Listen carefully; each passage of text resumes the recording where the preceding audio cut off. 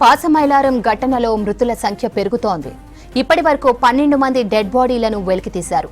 లోపల మరో 46 మంది చిక్కుకున్నట్లు తెలుస్తోంది. రెస్క్యూ ముమ్మరంగా కొనసాగుతోంది. ఘటనకు కారణమైన వాళ్లను కఠినంగా శిక్షిస్తామన్నారు మంత్రులు వివేక్, దామోదర. స్పాట్ ని సందర్శించిన మినిస్టర్స్ రెస్క్యూ ఆపరేషన్ దగ్గరుండి పర్యవేక్షిస్తున్నారు.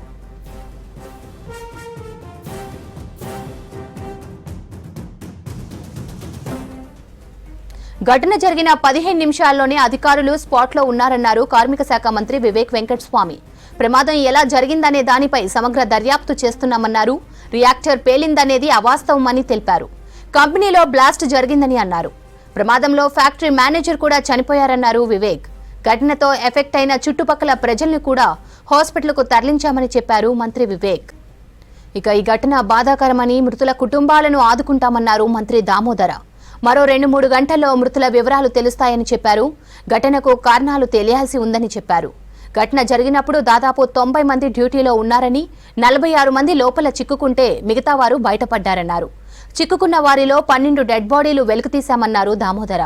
భవనం కూలీ శిథిలాల కింద అనేక మంది ఉన్నారని, వారి కోసం రెస్క్యూ కొనసాగుతుందని చెప్పారు మంత్రులు. ఇక ఈ ఘటనపై విచారం వ్యక్తం చేశారు సీఎం రేవంత్ రెడ్డి. ప్రమాదంలో చిక్కుకున్న కార్మికులను కాపాడేందుకు అవసరమైన అన్ని చర్యలు తీసుకోవాలని అధికారులను ఆదేశించారు. క్షతగాత్రులకు మెరుగైన వైద్యం అందించాలని ఆదేశించారు.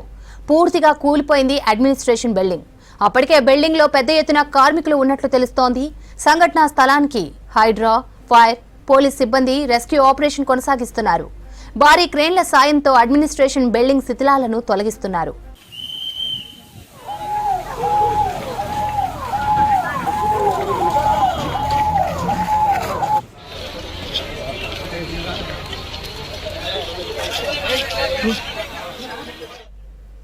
మరోవైపు ఈ పేలుడుతో 100 మీటర్ల అవతలికి ఎగిరిపడ్డారు కార్మికులు.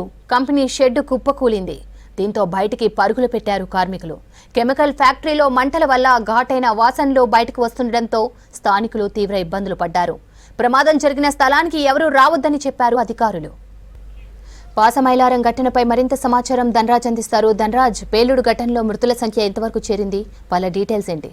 పాసమైలారంలోని సిగాజీ కంపెనీలో పేలుడు దాటిలో ఇప్పటివరకు చూసినట్టయితే 13 మంది చనిపోయినట్లుగా అధికారికంగా ఇటు అధికారులు చెప్పడం జరిగింది. మరోవైపున చూసినట్టయితే సహాయక చర్యలకు సంబంధించి రెస్క్యూ ఆపరేషన్ ఇంకా కొనసాగుతూనే ఉంది. ఓ వైపున చూసినట్టయితే ఎస్డీఆర్ఎఫ్ సంబంధించినటువంటి బృందం కావచ్చు, అదేవిధంగా ఫైర్ ఫైటర్స్, హైడ్రాకు సంబంధించినటువంటి బృందంతో పాటుగాను లాండ్ ఆర్డర్ పోలీసులు అందరూ కలిసి కూడా మొత్తం ఈ సిగాచికి సంబంధించినటువంటి కంపెనీ ఏదైతే అడ్మినిస్ట్రేషన్ బిల్డింగ్ ఉందో ఆ అడ్మినిస్ట్రేషన్ బిల్డింగ్ కూడా పూర్తిగా కుప్పకూలిపోయింది. మరోవైపున చూసినట్టయితే ఈ సిగాచి కంపెనీ చూసినట్టయితే G+3 సంబంధించినటువంటి బిల్డింగ్ ఉంది. ఇందులో పెద్దగా ఒకటేసారి అంటే 9 గంటల సమయంలోనే భారీ ఎత్తున పేలుడు దాటికి మాత్రం ఎగిసిపడ్డటువంటి మంటల దాటితోటి కూడా పెద్ద ఎత్తున చాలా వరకు కార్మికులు ఒక 100 మీటర్లో కొంతమంది ఎగిరి బయటపడ్డారు. మరో కొంతమంది చూసినట్టయితే కూడా శిథిలాల కింద కూడా చిక్కుకోవడం జరిగింది. ఇప్పుడు మనం చూస్తున్నటువంటి బిల్డింగ్ చూడొచ్చు, పూర్తిగా కొలాప్స్ అయిపోయినటువంటి సిచ్యువేషన్లో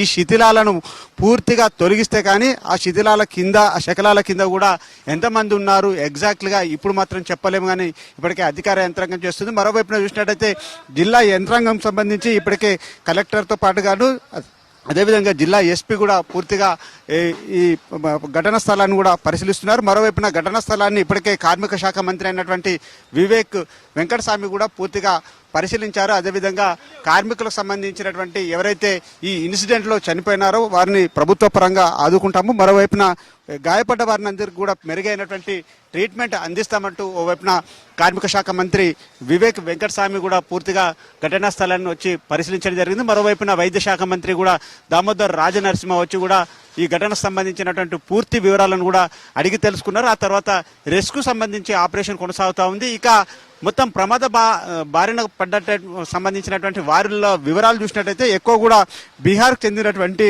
వ్యక్తులు ఉన్నారు. వైపున చూసినట్టు వ్యక్తి ఆంధ్రప్రదేశ్ చెందినటువంటి వ్యక్తిగా ఇప్పటికే గుర్తించడం జరిగింది. అయితే ఇందులో పనిచేస్తున్నటువంటి వాళ్ళు చూసినట్టయితే మొదటి షిఫ్ట్ అంటే రాత్రి షిఫ్ట్ అయిపోయి మొదటి షిఫ్ట్ ప్రారంభం అవుతున్నటువంటి క్రమంలోనే పెద్ద ఎత్తున ఇందులో 150 మంది పనిచేస్తున్నట్లుగాను అటెండెన్స్ సంబంధించినటువంటి ఒక లిస్టు ఏదైతే హాజరుకు సంబంధించినటువంటి బుక్ ఉంటుందో ఆ బుక్ కూడా పూర్తిగా ఇందులోనే మిస్ అయిపోయింది. కాలిపోవడంతో పూర్తిగా ఇందులో పనిచేస్తున్నటువంటి పూర్తి వివరాలు మాత్రము వీళ్ళు అంచనాలు వేయలేకపోతున్నటువంటి సిచ్యువేషన్ ఉంది. ఇక మనం చూస్తున్నటువంటి ఈ బిల్డింగు పూర్తిగా G+3కి సంబంధించినటువంటి బిల్డింగ్ ఒక్కసారిగా కుప్పకూలినటువంటి సిచ్యువేషన్లో ఇక డ్రోన్లకు సంబంధించినటువంటి సహాయంతో కూడా ఇక శకలాల కింద కానీ అదేవిధంగా బిల్డింగ్ కింద ఉన్నటువంటి ఏదైతే కొలాప్స్ అయిందో దాని శకలాల కింద ఉన్నటువంటి వాళ్ళను గుర్తించేందుకు గాను డ్రోన్ సంబంధించినటువంటి వాటితోటి కూడా పూర్తిగా పరిశీలన కొనసాగనున్నది. మరోవైపున చూసినట్టయితే ఇప్పటికే సహాయక చర్యలు కానీ అదేవిధంగా ముమ్మరం చేసేందుకు గాను SDRF బృందము, మరోవైపున వైద్యపరంగా కూడా చూసినట్లయితే ఎవరైతే ఇందులో గాయపడ్డ వారిని వెంటనే అంబులెన్స్లను కూడా సిద్ధం చేశారు. ఇక గాయపడ్డ వారికి చూసినట్టయితే 12 మందికి కూడా ఇప్పటికే మెరుగైన వైద్యము అందించేందుకు గాను మొత్తం మీద ఇటు పాషమైలారంతో పాటుగాను వివిధ హాస్పిటల్లో వారికి ట్రీట్మెంట్ అందిస్తున్నారు. ఇక మరోవైపున చూసినట్టయితే 12 మంది ఇప్పటికే చనిపోయారు. దీనిలో ఉన్నటువంటి ఏదైతే సిగాచికి సంబంధించినటువంటి మేనేజర్గా పనిచేస్తున్నటువంటి SLN గుహన్ కూడా ఈ స్పాట్లోనే చనిపోవడం ఇటు అధికారులు గుర్తించడం జరిగింది. ఇక దీనికి సంబంధించినటువంటి వివరాలను కూడా పూర్తిగా అధికారులతో పాటుగాను అదేవిధంగా మంత్రులు కూడా పూర్తిగా పర్యవేక్షించారు. దానికి సంబంధించినటువంటి ఈ ప్రమాదకు సంబంధించినటువంటి వివరాలను పూర్తిగా అడిగి తెలుసుకున్నారు. దీనిపైన పూర్తిగా దర్యాప్తు కొనసాగుతుంది. ఇప్పటికే అంటే ప్రమాదంలో రియాక్టర్ ఏదైతే పేలుడు ధాటికి ఈ ఘటన జరిగిందా లేకుంటే ఇందులో ఏదైనా అగ్నికి సంబంధించినటువంటి విద్యుత్ షార్ట్ సర్క్యూట్తో కారణమైందా అనే వివరాలను కూడా పూర్తిగా తెలుసుకునేందుకు గాను ఇప్పటికే ఇన్వెస్టిగేషన్ బృందం కూడా పూర్తిగా ఆ తరువుగా దర్యాప్తు కొనసాగుతా ఉంది. ఇక ఫైర్ ఫైటర్స్ చూసినట్టయితే ప్రమాదం సంబంధించినటువంటి ఘటనా స్థలంలో చాలా వరకు మనం చూస్తున్నాం. ఈ సిగాచి సంబంధించినటువంటి ఇండస్ట్రీ లిమిటెడ్లో చాలా వరకు వివిధ రాష్ట్రాలకు చెందినటువంటి వారు అంటే జార్ఖండ్ కావచ్చు, మధ్యప్రదేశ్తో పాటుగాను ఆంధ్రప్రదేశ్, వివిధ రాష్ట్రాలకు చెందినటువంటి వాళ్ళు ఎక్కువగా ఇందులో పనిచేస్తున్నారని కూడా ఇప్పటికే అధికార యంత్రాంగం గుర్తించడం జరిగింది. ఇక దానికి సంబంధించినటువంటి ఏదైతే రెగ్యులర్ అటెండెన్స్ సంబంధించినటువంటి లిస్ట్ ఉంటుందో ఆ లిస్టుకు సంబంధించినటువంటి బుక్ మిస్ కావడంతో ఇంకా ఎంతమంది ఈ శిథిలాల కింద చిక్కుకున్నారు, ఎంతమంది ప్రమాద బారి నుంచి బయటపడ్డారు అనేది మాత్రం తెలుసుకునేందుకు మాత్రము ఇక సహాయక చర్యల బృందం రెస్క్యూ ఆపరేషన్ కొనసాగుతూనే ఉన్నది. మరోవైపున మనం చూడొచ్చు విజువల్స్లో చూసినట్టయితే ఏదైతే G+3కి సంబంధించినటువంటి మొత్తం బిల్డింగ్ కొలాప్స్ అయింది కాబట్టి ఆ కొలాప్స్ అయిన బిల్డింగ్ సంబంధించినటువంటి శిథిలాల కింద మరి దరిదాపు సుమారుగా 20 నుంచి 25 మంది దాకా కూడా ఆ శిథిలాల కింద ఉండొచ్చని మాత్రం అధికారులు ఒక అంచనా వేస్తున్నారు. ఆ శిథిలాలను పూర్తిగా ఆ శకలాలను పూర్తిగా తొలగించినట్లయితే ఇక దాని కింద ఎంతమంది ఉన్నారు అనేది మాత్రము ఇక ఇప్పటి చెప్పలేము కానీ పూర్తిగా రెస్క్యూ ఆపరేషన్ కొనసాగుతుంది. ఏదైతే రేకులకు సంబంధించినటువంటి ఉన్నాయి దానికి సంబంధించి బిల్డింగ్ సంబంధించి కొలాప్స్ అయిపోయి ఉన్నటువంటి ఏదైతే పెద్ద ఎత్తున శకలాలు ఉన్నాయో వాటన్నింటినీ తొలగిస్తే వాటి కింద మరి వాళ్ళంతా ప్రాణాలతో ఉన్నారా లేకుంటే ప్రమాదంలో మరణించారా అని మాత్రం ఇప్పటికే అధికారులు మాత్రం ఒక నిర్ధారణ రాకపోయినప్పటికీ కూడా చాలా వరకు నిర్విరామంగా కూడా పోలీసు బృందాలతో పాటుగాను హైడ్రాకు సంబంధించినటువంటి బృందము అదేవిధంగా రెస్క్యూ ఆపరేషన్ సంబంధించినటువంటి బృందం పూర్తిగా రెస్క్యూ కొనసాగిస్తుంది. ఓవైపున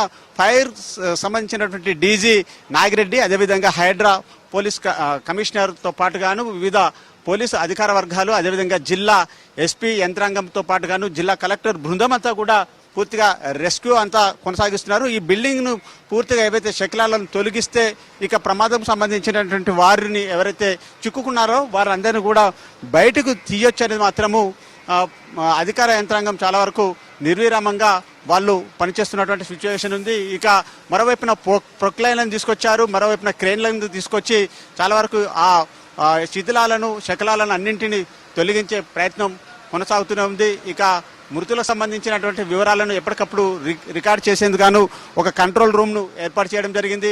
మరోవైపున ఇప్పటికే వివిధ రాష్ట్రాలకు చెందినటువంటి వారికి సంబంధించినటువంటి మృతులకు సంబంధించినటువంటి బంధువులు ఇచ్చినటువంటి వాళ్ళ యొక్క ఐడెంటిఫికేషన్ సంబంధించి ఏదైతే ఉన్నాయో వాటన్నిటినీ కూడా పూర్తిగా కంట్రోల్ రూమ్లో వాళ్ళు నమోదు చేసుకోవడం జరిగింది. కంపెనీకి సంబంధించి ఈ సిగాచిలో ఎన్నాళ్ళ నుంచి పనిచేస్తున్నారు, వివిధ తోటి సంబంధించినటువంటి కార్మికులు ఇచ్చినటువంటి ఇన్ఫర్మేషన్ ఎప్పటికప్పుడు కంట్రోల్ రూమ్లో రికార్డ్ చేసుకుంటున్నారు. అదేవిధంగా రెవెన్యూ సంబంధించినటువంటి కావచ్చు, తహసీల్ సంబంధించినటువంటి అధికార యంత్రాంగం అంతా కూడా పూర్తిగా ఈ సంఘటనకు సంబంధించి ప్రమాదం బారిన పడ్డటువంటి వివరాలను సేకరించేందుకు గాను తోటి కార్మికులకు సంబంధించి వాళ్ళ వివరాలను అడిగి తెలుసుకుంటున్నటువంటి పరిస్థితి ఉంది.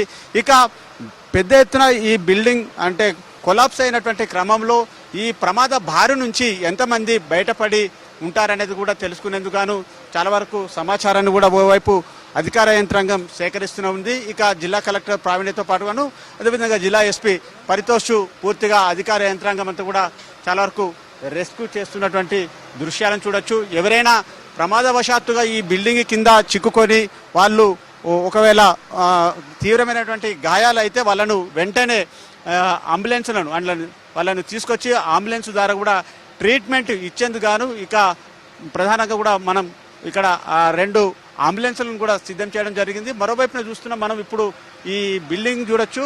అడ్మినిస్ట్రేషన్ సంబంధించినటువంటి బిల్డింగ్ పూర్తిగా కూడా కొలాప్స్ అయింది. ఇందులో నుంచి కూడా చాలా వరకు పైన పొగలు, దట్టమైనటువంటి పొగలు వస్తున్నాయి. మరోవైపున కూడా కొంతవరకు ఎగిసిపడుతున్నటువంటి మంటలను కూడా వైపు అటు నుంచి కూడా పూర్తిగా కంట్రోల్ చేస్తున్నటువంటి సిచ్యువేషన్ ఉంది. ఇక దీనిలో కూడా చాలా వరకు శకలాలు ఉన్నాయి. చాలా వరకు ఇనుపకు సంబంధించినటువంటి చాలా మెటీరియల్ ఉంది కాబట్టి రేకులకు సంబంధించినటువంటి మెటీరియల్ ఉంది, వాటిని తొలగించాలి. ఆ తర్వాత కూడా పెద్ద పెద్ద ఈ సిమెంట్ సంబంధించినటువంటి ఏదైతే శకలాలు ఉన్నాయో వాటిని తొలగిస్తే కానీ వాటి కింద చిక్కుకున్న వారి పరిస్థితి ఎలా ఉందనేది మాత్రము ఇంకా అధికారులు చాలా వరకు నిర్విరామంగా కృషి చేస్తున్నారు, పనిచేస్తున్నారు. మరోవైపున చూసినట్టయితే ఈ రెస్క్యూ ఆపరేషన్ సంబంధించినటువంటి టీం చూసినట్టయితే మరో గంట నుంచి 2 గంటల వ్యవధి కూడా పట్టే అవకాశం ఉందని తెలుస్తూ ఉంది. ఈ రెస్క్యూను మాత్రము ఇంకా పూర్తిగా చాలా వరకు దగ్గరగా అధికారులంతా కూడా మనం ఎస్డిఆర్ఎఫ్ సంబంధించినటువంటి బృందం కూడా చూడొచ్చు.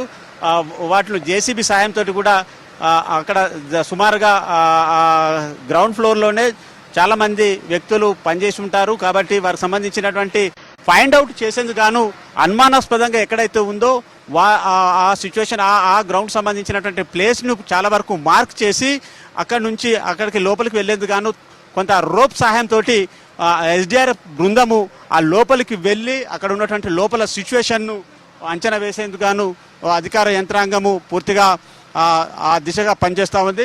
మొత్తం మీద చూసినట్టయితే మరో 2-3 గంటల పాటుగా ఉన్నటువంటి ఈ సిగాచి సంబంధించినటువంటి ఇండస్ట్రియల్ ఏరియాల్లో జరిగినటువంటి ప్రమాదం సంబంధించినటువంటి మృతులకు సంబంధించినటువంటి వివరాలు మరికొంత పెరిగే అవకాశం ఉంది. మరోవైపున శిథిలాల కింద ఎవరైతే చిక్కుకున్నారో వాళ్ళను రక్షించేందుకు గాను ఇప్పటికే అధికార యంత్రాంగం బృందం కూడా రెస్క్యూ ఆపరేషన్ కొనసాగుతూనే ఉంది.